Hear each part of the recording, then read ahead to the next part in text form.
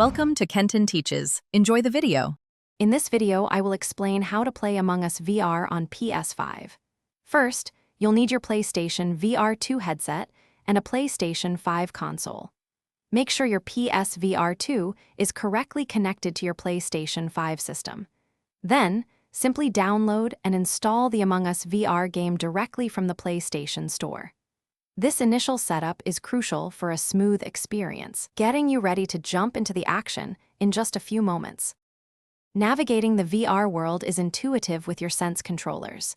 Your left stick will manage your character's movement, allowing you to walk around the map. The right stick is for turning, giving you a full 360-degree view of your surroundings. To interact with tasks or report bodies, simply point your controller at the object and press the trigger button. Mastering these controls is key to becoming a skilled player. The core gameplay of Among Us VR remains familiar. As a crewmate, your goal is to complete various tasks scattered across the map, like wiring or fixing engines, to win. If you're an imposter, your mission is to sabotage and eliminate crewmates discreetly, avoiding detection.